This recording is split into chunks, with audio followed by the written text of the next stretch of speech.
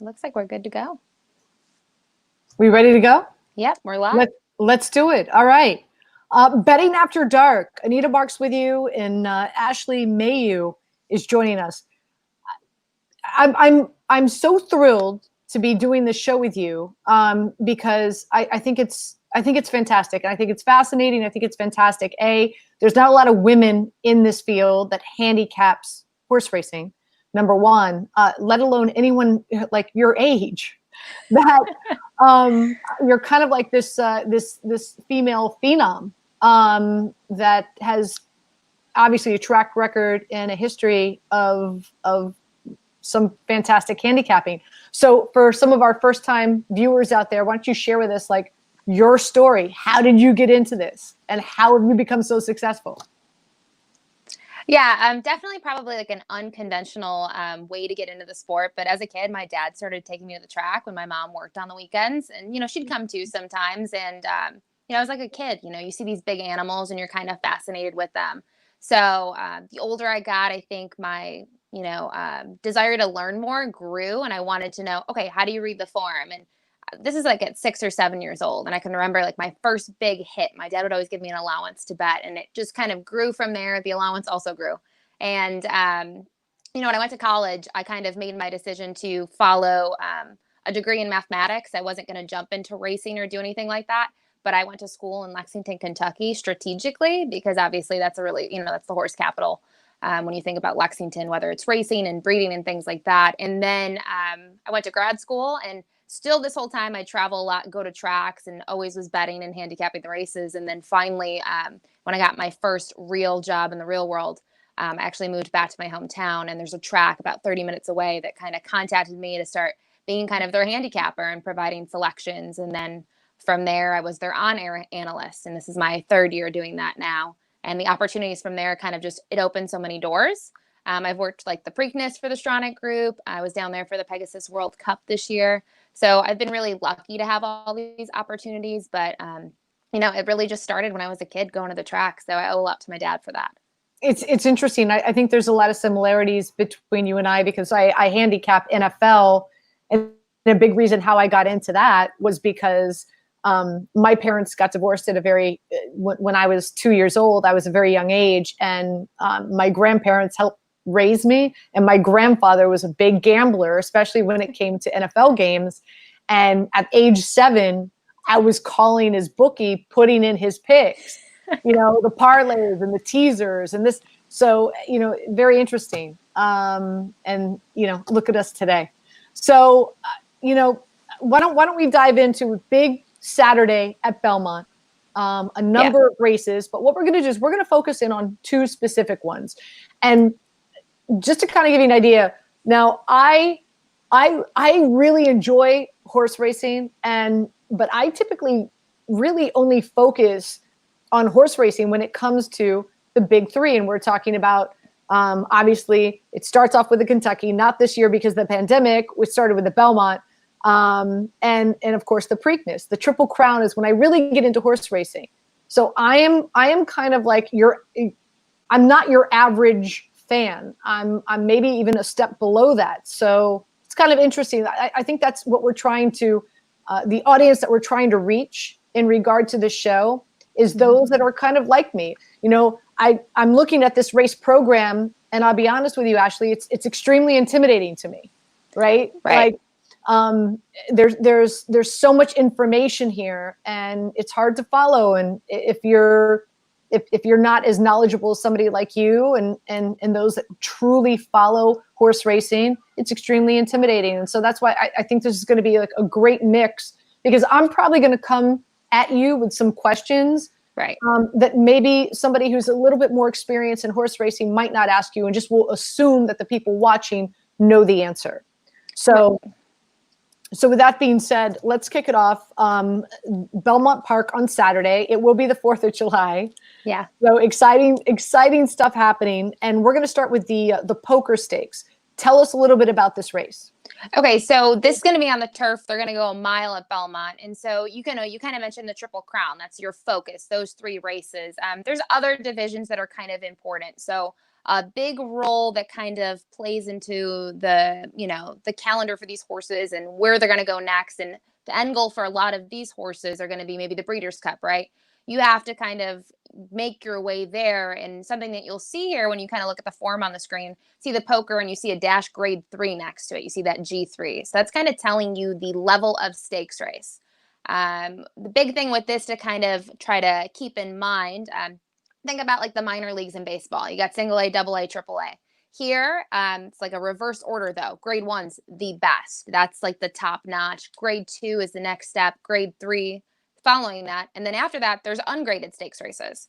But this is a grade 3. It's still an important race, but obviously a grade 1 and a grade 2 would be typically a more difficult race, more challenging. So like I said, it's going to be a mile on the turf. It's a grade 3. And this is specifically for horses that are 4 years old and upward.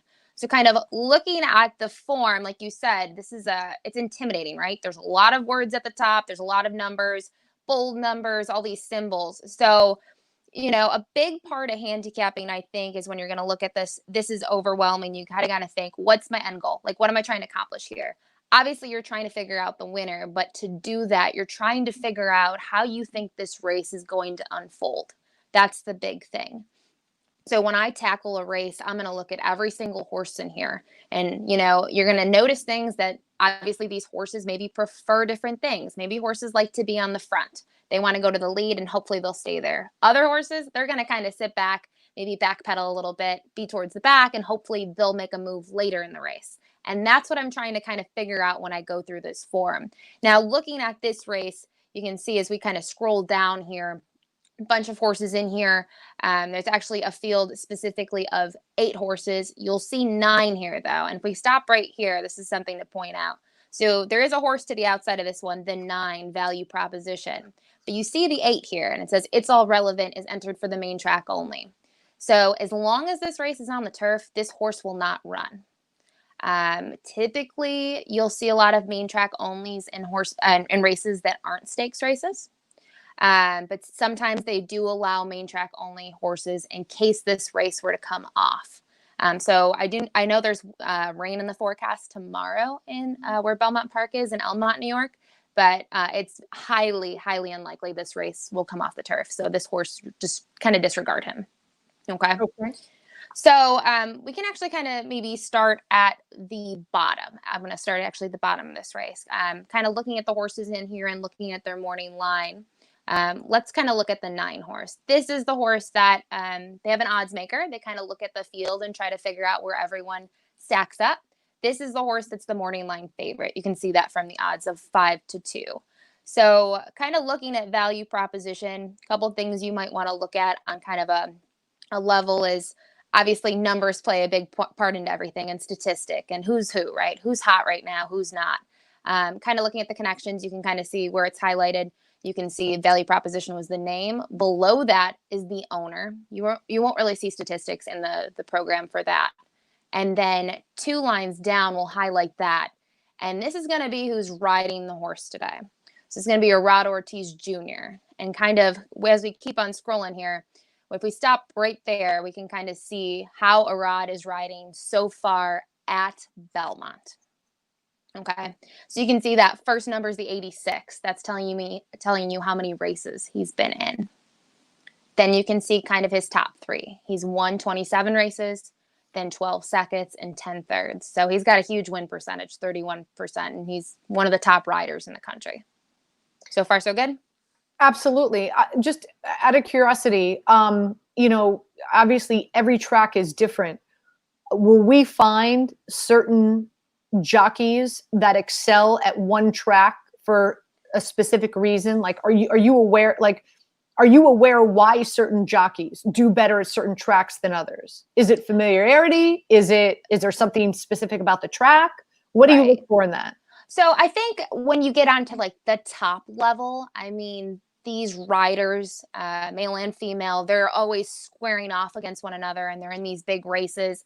But I would say sometimes what plays in a role, and sometimes you'll hear someone say, so-and-so is a really good turf rider.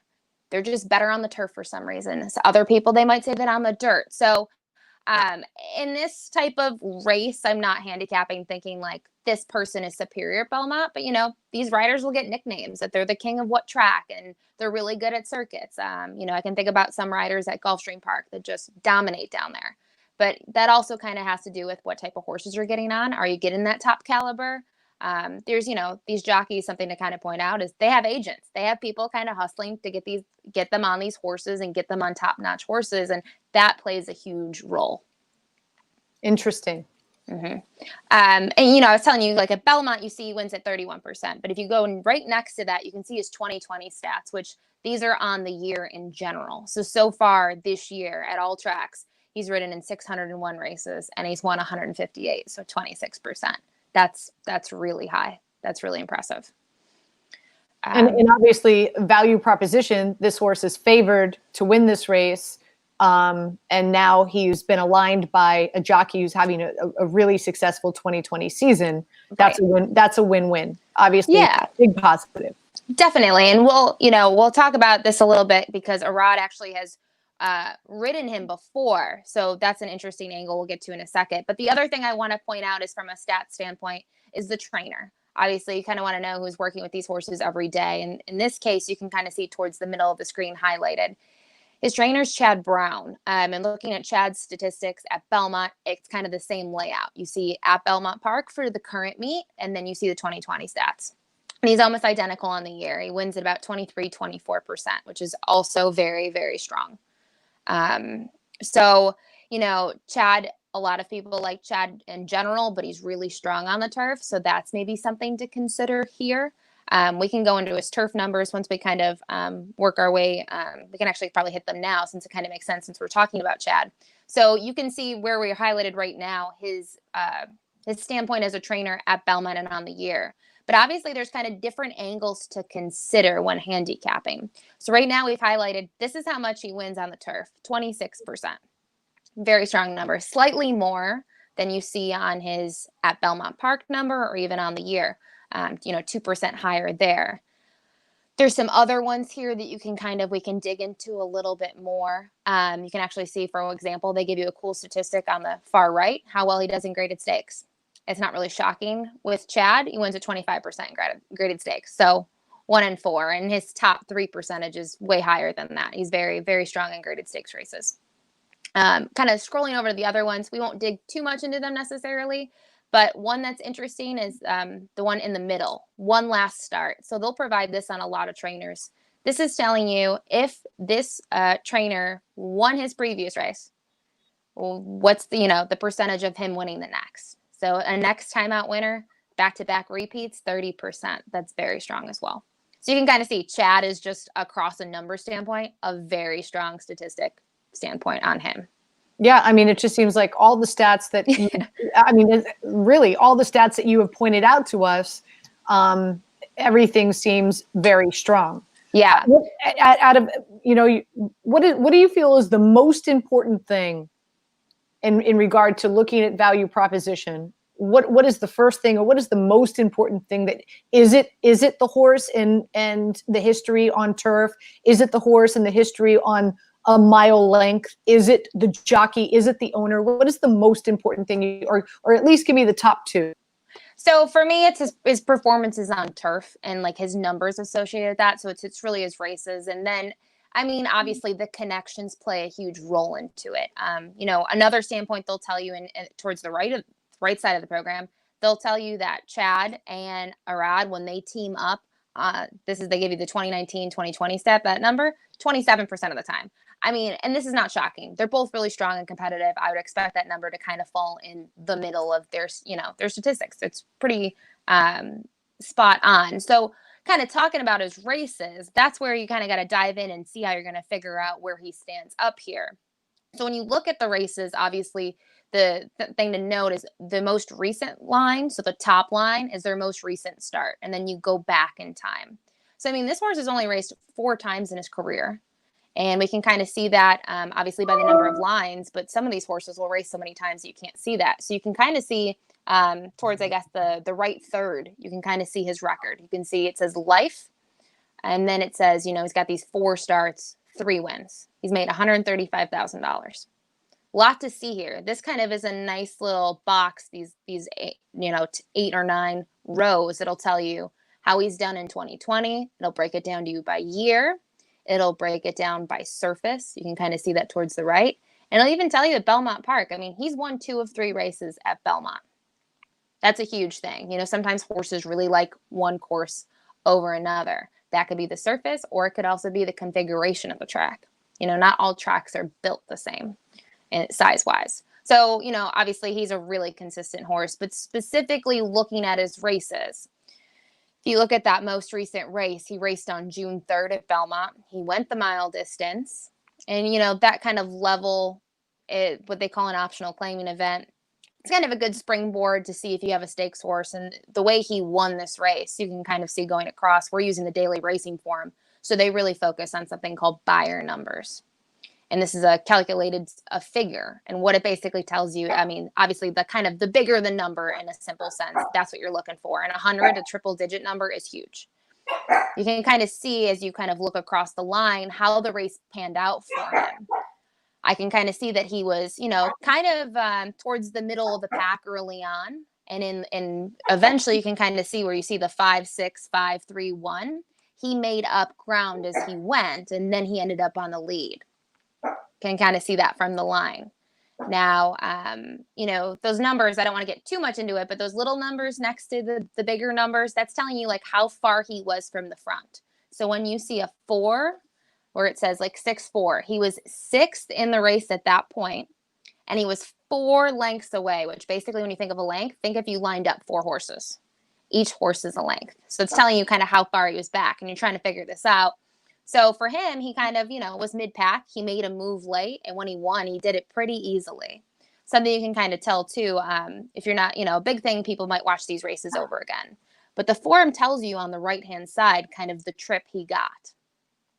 So it kind of tells you, once you kind of learn these abbreviations, it's a little intimidating. But the big thing in my takeaway here, too, it says 5W. So it's telling you 5 wide. So he had to kind of go wide in the race, which means you're going to lose ground, right? Like and any sort of track. If you go up the track, you're going to lose ground. But then it says it inched away. So this is kind of really reinforcing it was kind of an easy win for him. Interesting. So kind of looking at his races, too, the big thing with this performance is, I said this was on June 3rd. The last time he was at the races before that was July 18th of 2019. So, I mean, that's a long time for a horse not to race, and to win that big first time off the layoff is kind of the term that we would use. That's really impressive. So, and I would imagine having an excellent trainer like Chad Brown is really key in order to keep the horse in the shape that it needs to be in to have that much of a layoff and then perform as well as it did. Yeah, that's definitely, knowing your horse and knowing, kind of where to put them in their return for the races. He had time off. Maybe he had some setbacks and, needed some time off. And then they brought him back and eased him into it. And they thought that was a good spot. My thing off of that is, okay, he runs a big race. So, Chad's not going to put him anywhere that's going to be way over his head in that performance when it suggests that this spot is. But, he's obviously got confidence. Like, this is a great spot to put him next time out. Let's put him against stakes competition, see how he kind of fares. There is something maybe to mention with him. If you go 3 races back, you can see the race at Belmont. This was the only time he didn't win. He finished 7th, and it was a pretty disappointing race. There's a couple things to say about it. It was only his 2nd race of his career.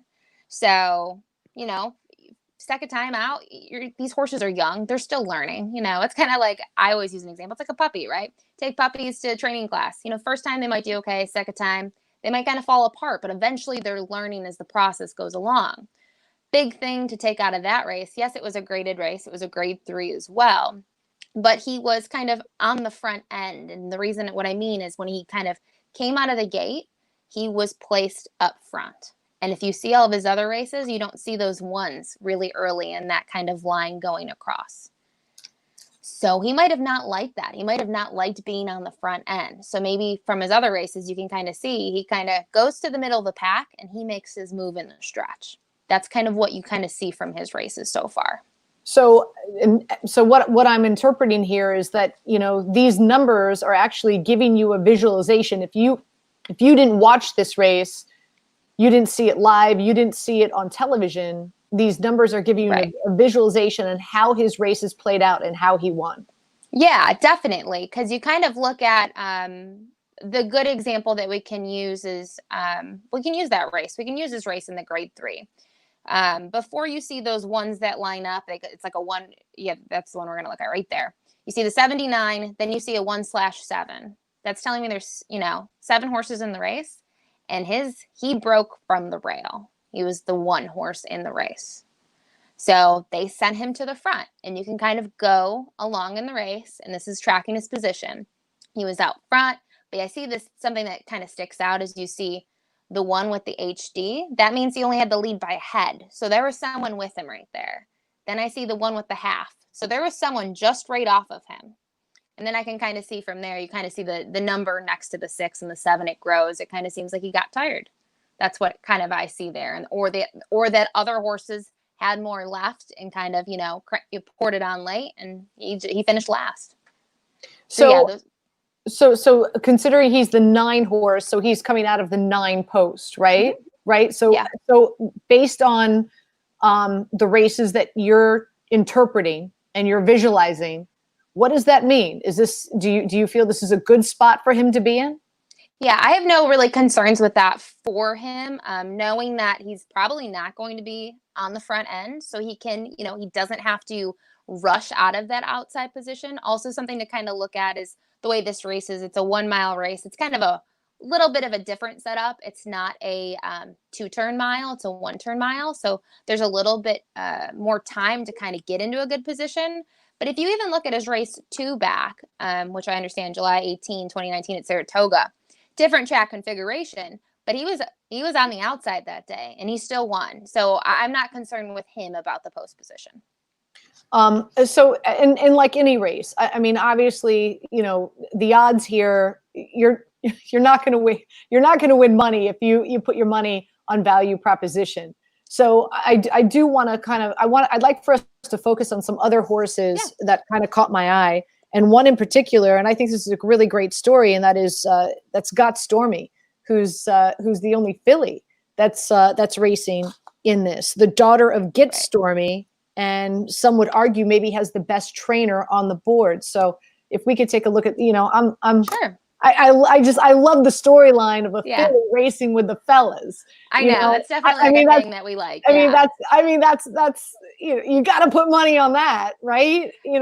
And cheer for that to happen. So what and it looks like there's a lot more information here for you to digest than previously. So kind of take us through this. What are you looking at? So she's going to offer, as far as the morning line is concerned, she's 7-2. Obviously a big thing as a gambler from a horse racing perspective, especially. I might like a horse at a price on here, and depending if they take a lot of money, I may not bet as much because I'm trying, I want a good price on these horses. 7-2, I don't really know how she's going to take money in here. So before I talk about her recent races, let's talk about her last year. I want to start at, if you kind of go down, it's towards the middle of the page exactly, August 10th at Saratoga. She raced in the 4-Star Dave, which is a grade 1. It is a major turf event, especially for just going a mile, which is today's distance, right, on the turf. Looking at that race, this is like her career best performance. So kind of looking at this, she faced the boys that day. Okay. And she faced the boys a lot last year overall. But when you kind of look at that race, when she faced the boys, it was a 10-horse race. She was towards the middle of the pack. And, she made up a bunch of ground late. And when she had this kick in her, when she blew by these horses, she won with kind of authority. She won by 2 1/4. And it was a huge performance. It was really impressive because she was facing male horses. Then you kind of look at her after such a big effort. You're always thinking, is this horse going to kind of bounce because that was such a huge effort? Or are they going to move up off of it? There's a lot to consider. Look at her next race. She's also going a mile up at Woodbine. Woodbine's kind of configuration. They have 2 turf courses now, but to point this out, at Woodbine, it's a 1-turn mile because it's kind of cool. Woodbine's in just outside of Toronto. Their turf course is on the outside. So it's a 1.5 miles. So it's kind of like the opposite of Belmont. because Belmont's a 1.5-mile dirt course. At Woodbine, you know, it's a 1.5-mile turf course on the outside. So she won a 1-turn mile there, and she just missed there. She faced a horse that's really good in general, but a strong runner up at Woodbine by the name of El Tormenta. And, you know, she just got kind of, you know, I wouldn't even say she got really tired late, but I think El Tormenta had a little bit more than she did late. Kind of follow a race from there. Very impressive in the Breeders' Cup Mile. You know, was second to Uni, who was a really tough competitor that day. So you kind of see these races. I mean, she is really strong against the boys. Things are going good. To have her last race of the season, they took her to Del Mar in California. And that was a grade 1, just against the girls, though, going a mile, and she won. So she had an awesome campaign last year. She never finished worse than third. She made almost, you know, just over 1.1 million. Like, great, right? My concern is you go to the 3 races this year, and you can kind of see, even, you know, looking at those the bolded numbers, right? They kind of dropped. She also just hasn't really, you know, she hasn't won yet. She does have a second place finish, but kind of looking at her progression, you know, they raced her in the Endeavor against the Phillies at Tampa Bay Downs in Florida. Grade 3. Just, you know, maybe she needed a race is kind of my thought process around that, but she obviously failed as the favorite. She took a lot of money in there because on paper, she was the standout on paper, you know, looking at the race like we are today. And so she's beaten by 2 lengths. Then they take her against the boys next time out. You know, you see that she was second. She showed some improvement in that grade 1. She missed by a neck. Probably should have won the race. But, you know, she tried. She tried to fight back, but she was, you know, she was a neck short in the end. But I think the most disappointing thing for me personally is looking at that grade 3 last time out at Belmont. You know, she had a couple months off once again. Obviously, racing was halted in a lot of places due to the pandemic. She kind of got a decent trip, but she kind of came flat. I mean, she really didn't have anything left in the end. So I'm not sure with Get Stormy if she is the same, you know, horse that she was last year. I don't know. Maybe she needed, you know, needed a tune-up and needed some races, but maybe she'll perform better second time since March. But for me, her recent form is just not as good as some others in here.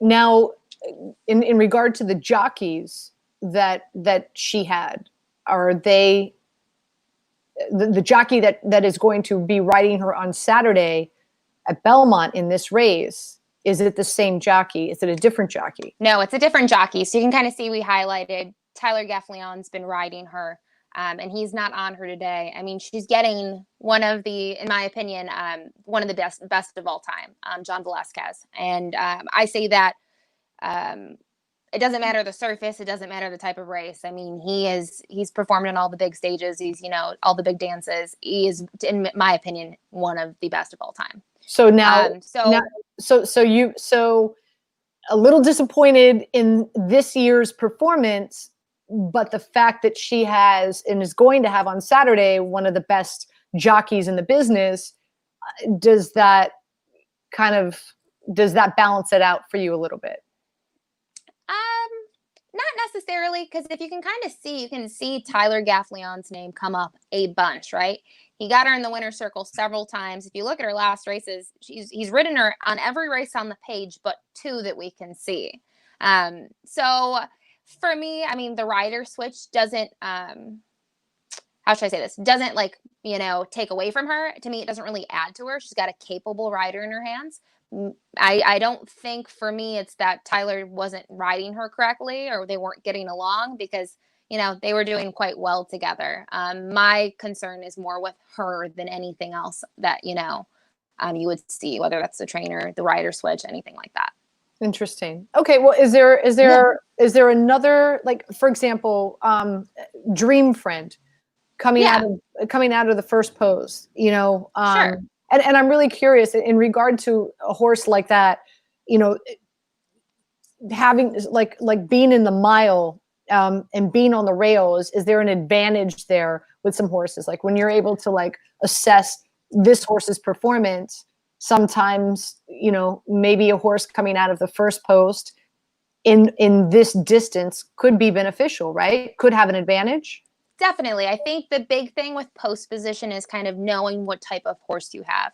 One of the big things you'll always hear horse players say, like, does the horse on the rail have speed? Do they have speed? Because the rail, I mean, you don't have a horse next to you on your inside. You have one to your outside. And you don't want to get necessarily in this dicey position where, you're going, but there's horses to your outside and they kind of come over on you and have traffic issues. I mean, being on the rail, typically, if you have speed, it's beneficial because you can get out and everyone else is kind of, moving over if they have the outside post and trying to get into a good position where, you're kind of got smooth sailing if you have early, what I would call early foot is the best word. Looking at Dream Friend specifically, I like that he has an inside post because on paper, he's a horse that has early foot. If you look at his races, you're kind of always seeing this one that starts kind of what I would call like that run line, right? Almost every race he's been on the lead early. So I think him having the rail is a good thing for him. I think the thing that I'm going to try to figure out with him, I said, is like, how is this race going to unfold? And looking at other horses in here, he's the type of horse that I think is going to be on the lead. It's hard to see if anyone else is going to go with him. It doesn't really seem that way necessarily. So a big thing is if a horse gets to the front and no one's pushing them, can they kind of have things go their way? Can they decide to slow things down a bit and make it hard for other horses to catch up to them? They really have to make up ground and things. So if you look at his most recent race, he was coming in that optional claiming event, and he actually finished third to Value Proposition, the morning line favorite in this race, the 9 that we talked about earlier. And, he got a really good trip. He kind of looked like he was in a good position, was very comfortable, and Value Proposition just ran him down in the end. I think it was a good performance. I mean, he wasn't beaten by much, but you can kind of see his races in the past. He hasn't won since almost a year ago, right? On June 15, 2019. But you can kind of see he gets to the front, and it seems like sometimes he just gets caught at the end. On that day, the kind of race that we're highlighting now, you can kind of see that he didn't back down. He was able to, persist and keep on going. Now, with that said, some of these races he's been pressed a little bit more than others, but typically, he's been part of all these races. And I think the key thing to point out, and there's 2 reasons I'll point this out. If you go to that race towards the middle of his races, he raced in a grade 2, so slightly better competition than this. And he was third. He kind of set the pace in there. He got tired late. There's maybe a couple of reasons for that. I mean, it was going a mile on the 16th. So personally, looking at the way he races, I like him better on the mile. But another thing to kind of look at is the turf course. It was soft that day. So you see that SF. That's telling you there was a lot of rain in the area, and the turf course was soft. You kind of think about that anytime you go walk on your grass, right? Or you go on a golf course or whatever you're doing. When the ground is soft, it plays differently. Some horses like it more, some don't. I think he still raced a really, really great race. But maybe he prefers a firmer turf course. Kind of things to consider. Weather is always another factor that comes into horse racing and will shake up everything. So yeah, he's kind of a horse I definitely would use if I'm trying to get a price. I don't know if he can win, but there's no reason I couldn't see him maybe getting second or third. He can hang around for a share, which is like what I like about him. So, you can bet win bets, and you can go to the window and say, I want to bet $20 to win on the one. Personally, I wouldn't do that. I'd look to some other horses to win, and maybe I'd play him for second in an exacta. I think, we kind of talked, and I know we got one more race to look at, but we talked about the horse on the outside for Chad Brown. Chad Brown's got another horse in here right to the outside of this one, Valid Point. And this horse is 7-2 morning line, might offer more value. And I really like this horse. I think there's some upside to him as well. So for me, because I'm trying to make money, but I want to make a wager where I'm going to get a decent price. For me, 7-2, it's better than 5-2, obviously, but I really like him. And I think he had excuses last time out. He's won a grade 1. He's got a lot of upside on him. So I would, he'd be a horse I'd consider. All right, before we move on to our next race, for somebody like me, I walk up to, the betting window. I really don't know the lingo extremely well. Like, how would you, in assessing and evaluating all the horses, all the 9 horses, how would you bet this race? How would you suggest somebody bets this race? So in general, a lot of people, all they care about is the winner, right? They want to say, like I said, $20 to win on a horse. For me in this race, I want to try to get some sort of bigger return. So I like to play exactas. I like to try to get the top 2 right. In my case, in order to get a good price, because I do think between Get Stormy, the Valid Point, the 2, and then the 9, so the 2, 7, and 9, I think they're going to be, those are going to be your top 3 as far as money on the board, where I think Dream Friend might stick around for a second. So what I'm personally going to do, I really like both the Chad Brown's horses, so I'll probably play an exacta, and when I would go to the window or type it in on my phone, I would type in like $1 exacta, and then I'd say 2, 9 with 1. So that's just telling me the 2 or the 9 has to win. And then for second, I need the 1. Otherwise, I don't have a winner. That's kind of how I like exactas and tries. I'm trying to go for the top 2, the top 3. That's kind of what I'm going with. So you can kind of see at the bottom here. That's kind of what I would play. I might go up though. And if I really feel strong and I like the odds, maybe I'll play a $5 or a $10. There's lots of options you have with betting. If you're trying to go for these payouts and people will see these big payouts. I mean, if you can get a long shot home for second or third, you can start getting creative with your wagers, with the exactas and tries and get a big return. This was a race where for me, from a wins perspective, I think it's the 2 or the 9. They're kind of similar horses in a lot of ways. They're both for Chad Brown, but I think these horses you'll be seeing late in the race, they're going to try to, blow by the pace setters and try to, steal the race that way. Fantastic. So what do you have plans for Saturday? You want to hit I feel like you could help us all win a lot of money. I think. What? I wish I was at the track. I wish I was at Belmont or like an OTB. But I think what I'll have to do is maybe lounge outside and bet on my phone. All right, let's move on to the big race, and that's the Met Mile. This is the highlight race. Now, the winner of this, and by the way, this is the 127th edition. Horses in this are 3 or older. I looked up some stats here. This race has been won by 4 years or older the last 7 years in a row and 11 of the last 14. And also a female trainer has never won this race before.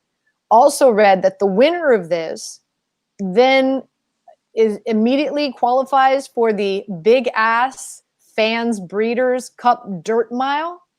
Is that? Yes. And that's, yeah. First of all, who came up with that name for that race?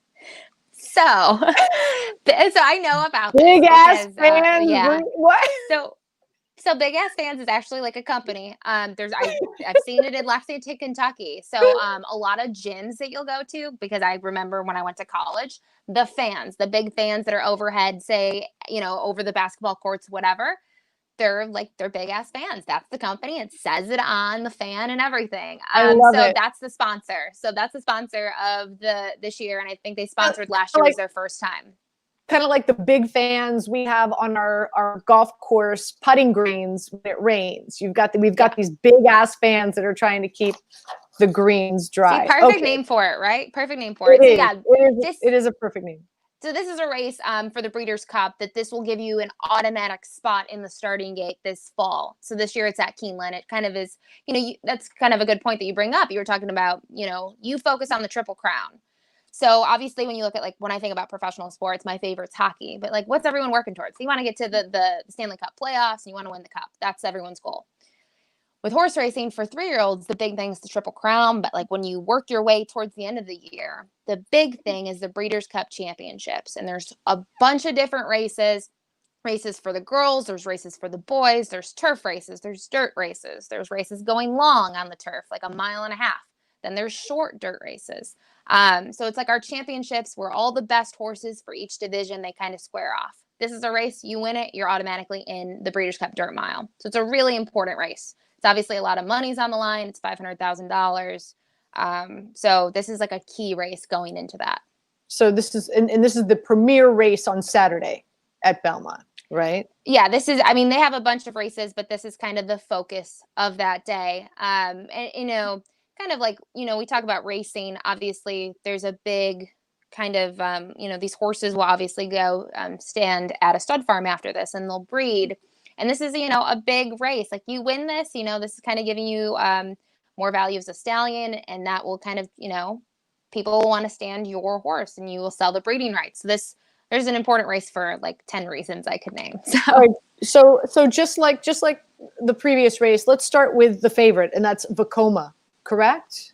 Morning line favorite in here is actually Mackenzie. They're really Is it close in Mackenzie? value, though. Yeah, they're really Okay. close. But we can start with Vekoma. That's fine. Let's start with Vekoma because I actually, very good friend of mine, Rob Masiello, and I were talking, and he referred or compared Vekoma to Jim Furyk. And I don't know how much golf you watch, but Jim Furyk has this like ridiculous, like awkward swing, but it works for him. So he was trying to explain to me that Vekoma has this ugly kind of action going on and paddles his front left leg. So it kind of explain how. Yeah, he's definitely not the prettiest mover as a racehorse, right. But looking at his record, I mean, I don't know. I don't think you have to be the prettiest of anything as long as you're winning races. And kind of looking at that, though, I mean, he's just shy of $1 million in earnings. And looking at his races, let's start kind of at the beginning of his career. He made 2 races. He broke his maiden first time out. Then they put him in a grade 3 at Aqueduct. He won again. Then he's, we don't see him till March. And then last year, he only made 3 starts. Looking at those races, he raced in the Fountain of Youth, which is a big prep race, going onto that Triple Crown Trail, the Kentucky Derby. And he was third. He was third to Code of Honor. So they met on that day. And then next time out, they put him in the Bluegrass at Keeneland, and he won really easily. He was the favorite that day. It was a big field of 14. The Bluegrass notoriously does get pretty big fields. That was going a mile and an eighth. Much the best in the end. And then they raced him in the Derby. And Derby, he was kind of done early. I don't know, it was his first time over a sloppy track, so it was really muddy. He just wasn't handling it, and he was done. So he beat 6 horses that day, or 5 horses. So we don't see him at all after the Derby. He doesn't go on in the Triple Crown Trail. Next time out, we see him in the Sir Shackleton, which was a really big race from him. Kind of looking at his first race from a 3-year-old to a 4-year-old. That's, these horses kind of mature. Horses don't stop growing. When you have a 2-year-old, they progress to 3 and then 3 to 4. So he comes out in his first race. They're going to only race him 7 furlongs. So, an eighth of a mile shorter than today's distance. It's just a nice little race to see what they got. And he was explosive. He won easy. He was continuing to kind of open up on the field. Very good performance. So what do they say? They say, that was impressive. Let's test him again. So we don't see him again until Belmont here. He gets that sloppy track again. But he's towards the front end in the grade 1 Carter. And he kind of just put on a show. It was clear that he was the best. He won by 7 1/4 lengths, which is a pretty big margin. He beat Network Effect. You can see the horse to his inside, the one in here. So he's got a lot going for him. I think, you kind of see his performances in the past. He's run well at the mile distance, so I'm not concerned about the distance with him. I'm just trying to figure out for him, how does he fit into this race? And this is a key race to kind of handicap from who's going to be on the front end. Where is everyone going to kind of fold, into the race and how it's going to play out? I definitely think I like him. I'm just, not sure he's the winner in my opinion. Okay. I'm kind of going to go to another horse, but we talked about Vekoma's a big one. Mackenzie is the morning line favorite 2 to 1. Okay. So we should probably touch upon him. Looking at Mackenzie's races, he's another horse. I mean, wouldn't you love to own him? I mean, he's won 8 of 16. He's made 3.4 million. Lots of, obviously, he's really talented. Yeah, lots to like there. Kind of looking at him last year, he actually raced in this exact race last year. He was second, and kind of looking at that race and trying to figure out what happened that day. He shuffled towards the back. I mean, he was kind of sitting around 8th place throughout the race early on. A lot of horses in front of him. He kind of let them go. And then he started to make his move. And you can kind of see a big thing to point out, and they kind of point this out towards the right. He had a ton of traffic in the stretch. So, these riders, they only have a split second to decide when they go into that turn. Are they going to hope that, a gap opens up and they can kind of go in? Are they going to just try to swing wide and they're going to pick up all that distance and try to, hope that they have enough to close that gap? So, these riders have to be really, it's obviously tactical, but when I say they have like a split second to make the decision. And Mike Smith decided to kind of wait, and I don't think there was anything wrong with that decision. I think that was probably better than going to the outside, and he got into traffic, and he was second. He finished second that day, beaten by 3/4. You look at his races after that. He won the Whitney, which is the premier race for dirt older horses at Saratoga every summer. It's honestly one of my favorite races of all. I love the Whitney. Won that race. Unlike the Met Mile, he was right off the pace. He was right there. He could make the move. No traffic. He had really no problems that day. It was an easy win. And you look at his races after that. I mean, he was second in a Grade 1. The Breeders' Cup Classic is like the race. You win the Breeders' Cup Classic at 1.25 miles. I mean, that is a huge thing. And, he had the lead late, but the performance that Vino Rosso had that day I was there for the race. It was incredible. And he just blew by him. And that was also going longer. So I do like him, at the mile distance. He's got a win. He's got a second. Then you can kind of see they sent him to the Saudi Cup. So that was a big hot topic this year in racing. The Saudi Cup, the purse was $20 million. Oh, wow. Yeah, it's a crazy amount of money. So a lot of horses from the U.S. went over there. One of the biggest, I know you're talking about the girl horses and how cool they are. One of the biggest mares, Midnight Bisou, went there. She was a huge second to Maximum Security. Some others went there as well. It was an incredible race. He just absolutely hated it. There's a lot that goes into that. Maybe, getting on an airplane and going to for over the Saudi Cup. I feel like that would tire out a human. Now you're taking a huge animal and doing that and kind of changing their environment. But then he had some time off, and I think the big thing to take away is, yes, he did win his most recent race. It was at Santa Anita out in California. It was a Grade 2 in the Triple Bend. So Grade 2, you say, okay, it's just one step below this Grade 1. This might be a nice next spot for him. My two concerns with him in general is the Triple Bend. Yes, he won it, but I don't think it was a really tough group. And I don't think he won it as easy as I would have liked to seen from him. You can kind of see that if you go to the right. It says he was ridden out, which is telling you, they were kind of asking him at the end. They were really having to work him. And, when you look at him in the class he has, I would have liked to see him win easier. The other thing and we'll kind of, when we work to some of the other horses that we can go over, big thing that you want to know is how's this race going to unfold for him? Because last year in the Met Mile, he had some speed to his inside and he had some speed to his outside, specifically more his outside. And he was kind of getting caught in that traffic and couldn't get that good position. When we kind of go to the extreme outside in this race, there's a horse with a lot of early foot. So is the same thing going to happen to him again? At 2-1, I'm going to try to see what I can come up with. Okay. So this is kind of the horse. Yeah. Now, what about Code of Honor? Yeah, this is my top horse in this race. There you go. I knew it. I think Code of Honor has a lot going for him. Obviously, a lot of these horses are, a lot of them are 4-year-olds. But looking at him last time out in the Westchester, a Grade 3, really big performance. It was 1.16 miles, muddy track. He won. He was really game in the stretch. He beat Endorsed, who's the horse to his outside today. I think the key for him in general to his success is having some pace to run at. That's the big thing I can tell. And I can tell that from the times of the races, which I don't want to get too much in the weeds on that. But you can, when you start to really get in the form, and maybe this is something that as we do this betting after dark, we'll progress into. I can see the times of the races, and I can see, because I'm familiar with the track, I can kind of say, this is a really quick time. And that's maybe why he was able to make up ground. Because think about it. If you're running full bore early on, and you're going to get tired. So you're going to see these horses that are kind of further back in the field, they're going to move up. Right.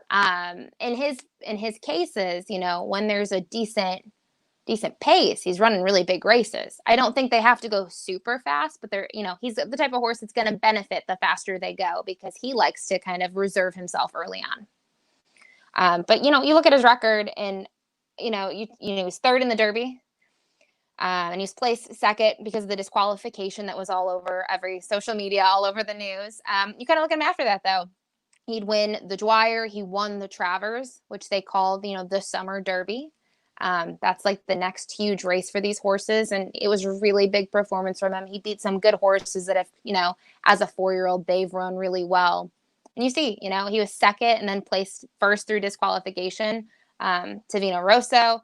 Then in the Breeders' Cup Classic, he seemed honestly off his game. He wasn't the same. So, maybe he lost his form, but then to see him have all that time off, come out with a really nice win, I think there's a lot of upside with him. And, for that reason, you see he's got John Velasquez. I already mentioned, I think he's one of the top riders. They get along so well. Him and the trainer, Shug McGahee, they're awesome at Belmont Park. You can kind of see that stat at the bottom. They do, quite well there. I think it's at like 36%. So lots of like there. He obviously likes Belmont. So to me, a lot of signs point to this horse. This is maybe the second or third time that you've mentioned a horse likes Belmont. What is it about the Belmont track, Ashley, that you feel horses do like? So specifically when we're looking at these horses that we'll call milers, some horses really like the configuration of Belmont because it is a 1.5 mile dirt course. It is really large. And I've personally never been to Belmont. It's on my bucket list. But even when you see, like, you watch any coverage on TV and you get that panorama view, you can see how imposing and big the track is. With that said, when you're going a mile at Belmont, unlike a decent amount of racetracks, a mile is only one turn, and some horses prefer just having one turn over 2 turns. It's really a thing. Some horses, I can name a few of them, but they really like that. So that could play a role into it. Maybe he likes the 1 turn mile more. It also happens to be in his standpoint, kind of looking at where he's stabled a lot of his races. Yes, he's had a lot of races at Gulfstream because that's kind of where Shug goes in the winter. But in the summers, he's spending them in New York. So he's just getting a lot of chances to race there as well. Interesting. Okay. Mm-hmm. So let's put a big fat, we'll call it a green bow, because we're trying to help people. We're trying to help people win some money on Saturday for 4th of July. How would Ashley bet this race? Yeah, so I'm going to use the 5 on top. I probably, depending on his odds, I'm really skeptical on. I'm curious to see. We'll find out on Saturday what his odds will be. 3-1, I really like. I hope he doesn't get bet down from that, but obviously the betting public, they're gonna do the same thing, some of them, and it's gonna change things up. But like I said, I'm an exacta player, so I'm going to try to get a price again underneath. I might even play trifectas, but for me, the 5 is my main horse. I would still use Mackenzie kind of underneath in my bets, but a horse that I think at a price that could maybe get second or third is the 7, Mr. Freeze, who we'll just quickly touch upon and why I think this. Now, he's 8-1 morning line, so automatically we're getting a lot more value on him. He's the type of horse that he's been on the lead in the past. Looking at some of his races, you can see that that's what happened in the Pegasus World Cup 3 starts ago, which is going longer. It was going 1.1 miles. I don't think he necessarily wants the lead, but he found himself on the lead that day. And, Mucho Gusto had some in reserve. He went by them, and he was second best that day. A really good race from him looking at that 1.1 miles. But what Dale Romans did next time out, they said, let's cut him back to a mile. Now, in that race in the Gulfstream Park mile, I was actually, really kind of focused on this race and handicapped it pretty hardcore. There was a horse in there that really kind of set the pace and tried to, and kind of fell apart a little bit. But with him, he was still kind of forwardly placed in there as well, and he won. Now at Gulfstream, again, he really liked the mile distance there. It was a grade 2, huge number from him, his career best. And I, kind of looking ahead his next race and kind of seeing what happened out of there. They took him down to Arkansas to Oaklawn Park, and he was third. But what they kind of did is Joe Talamo decided to take him kind of out of the race a little bit earlier on and kind of reserve him. And I don't think that was the greatest trip for him. He finished third though. The winner by my standards was just second in the Stephen Foster at Churchill, which is a big race, kind of working the way towards the Classic. And then you can see Warriors Charge, which I mentioned earlier, probably is the speed on paper and is going to want to get to the lead, was second. So I'm going to use Mr. Freeze maybe for in here, maybe second. I like him for second, maybe third as well. He's just a horse that likes the distance. I like him at the mile distance. I think that's where I see him best. And I think he's another horse going to love the 1-turn mile that he'll get at Belmont. And he's never raced at Belmont before. So we'll see if that, works out in his favor. So what if somebody goes up to the window and says the 7-horse win, place, or show? Would that be a good bet for this horse? I personally can't see him winning, and this is kind of when you structure your tickets. Handicapping's one thing, and then you got to think about the betting standpoint. So you will hear this all the time, and I've heard it from my father sometimes. Like, you handicapped that race great, but you didn't bet it as great as that. So sometimes what I'll do if a horse is a really strong price, depending what he goes off. If I think he's going to be second, maybe I'll play an exacta and say I really liked Code of Honor. I'll use him on top. And I'll use maybe another horse that I think could win. In this case, maybe use someone like Vacoma, Mackenzie, whoever you really like. And I'll use Mr. Freeze for second. But to maybe get some coverage, it's not necessarily the smartest thing, right? That you bet 2 bets and one's a loser and one's a winner. But just in case, maybe I have some extra money because I hit another race. Maybe I will put a small win bet on him, knowing that if I hit it, not only is it going to pay for my losing ticket, but I'm going to make a pretty penny as well. So a lot will have to do with his price at post time. But maybe if I'm feeling really good about it, maybe I would put a win place bet, but I just don't know if he can win. To me, the horse, if I'm going to go to the window and pick one horse to win, I'm going with Code of Honor. 2 things, Ashley. Number one, I am uber impressed. You are, Thanks. I really am. I mean, it's just, I'm thrilled to be working with you. We're going to have these videos out, hopefully helping people to win a lot of money. But I think you're terrific. And, man, next time I go to the track, I want you there. We'll have to go have some cocktails and start gambling. You have to come to New York. You have to come to New York. You have to come to the Belmont. For sure. Yeah, that was kind of my plan this year, but obviously lots of plans changed this year. Obviously, once we all get the vaccine, we're all back in action again. Yeah, definitely will be at the track more than maybe I should. Okay. Ashley, great job. Really appreciate it. Everybody, thank you so much for tuning in. Hopefully we will have won you some money come Saturday night. Ashley, why don't you throw out your social media information so people can reach out to you as well? Definitely. So I'm most active on Twitter. So you can find me at Ashley_Mailloux. You can kind of see that below my picture in here. But that's kind of when you see any race related stuff, things for America's Best Racing. We talked a lot about the races today, and obviously everyone kind of has their own take. So I would recommend, if you want to get some more information, start reading about any of the races from Belmont and other tracks. You can go to americasbestracing.net. They have a lot of cool articles, and they'll give you some, maybe information that we talked about or things that we didn't point out today. Fantastic. All right, Ashley, again, great job. Everybody, thank you for watching Betting After Dark. And again, stay tuned. More videos coming your way. I'm Anita Marks. She's Ashley. And good luck on Saturday.